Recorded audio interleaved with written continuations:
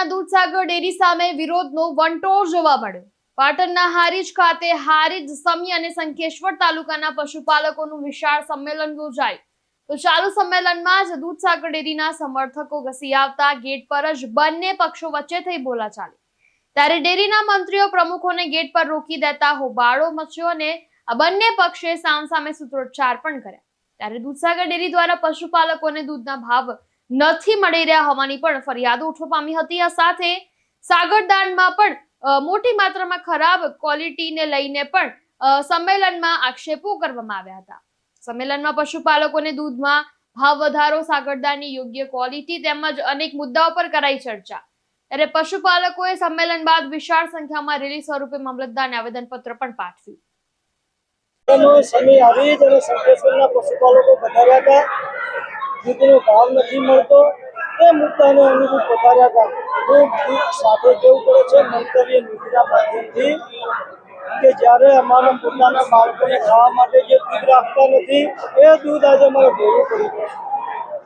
બધા ગુજરાતના દૂધ સંઘોની સરખામણીમાં સાગરનો ભાવ 8 રૂપિયા અને 30 પૈસા છે। અમારી માંગ છે કે 90 રૂપિયા પર કિલો ઘટે આપવામાં આવે। ચેરમેનના ભાવથી માણસો કાર્યક્રમ બગાડવા માટે આવ્યા હતા। પશુપાલકોએ બુલંદ અવાજ કરી અમને અહીંથી પાછા કાઢ્યા છે। જે ચેરમેને પણ મને પણ આજ ખબર પડે છે કે ચેરમેન આવું પણ કૃત્ય કરી શકે। આ બધા જોડાયેલા લોકો પશુપાલક સમિતિના ભારતીય જનતા પાર્ટીના જ કાર્યકર્તાઓ છે। પરિવારની અંદર જ્યાં પણ અન્યાય થાય અવાજ ઉઠાવવાની વાત આવે ત્યારે આપણી બધાની ફરજ બને છે, પણ તે કાર્યક્રમને બગાડવાનો પ્રયત્ન કર્યો હતો એનાથી પણ વધારે સક્સેસ કાર્યક્રમ ગયો છે। દૂધ ઢોળી ચોકડી પર હજારોની સંખ્યામાં પશુપાલકો વધાર્યા હતા અને જે દાણની ક્વોલિટી બગાડી છે, પશુઓ આજે સાગરદાન ખાતા નથી।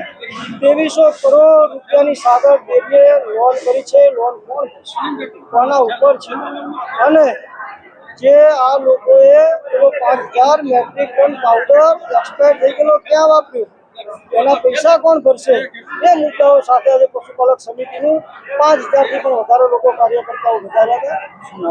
શિવરાજ દેસાઈ, પશુપાલક સમિતિ। મયાભાઈ ભરવાડ, સમી હારીજ વિભાગનો ડિરેક્ટર। આ શાસન બદલાતા અમને કોઈ પણ નુકસાન ભારતો હું નથી અને અમને ભાવ કોઈ દી ઘટતા નથી, વધે છે અને ભાવ વધારો દરેક વર્ષે વધે છે પણ ઘટતો નથી। એટલે પહેલાં તો શિયાળે દૂધ બંધ થાય, ભાવ ઘટે, ભાવ વધે, એ માયલું અમને કંઈ દેખાતું નથી। પણ તો પબ્લિકને સંતોષ નથી એટલે ખોટા વિરોધ કરે છે। પ્રતિ ફેટે કંઈક 8 રૂપિયા જ આપવામાં આવશે, સામે બનાસ 9 રૂપિયા પછી એવી વાત છે।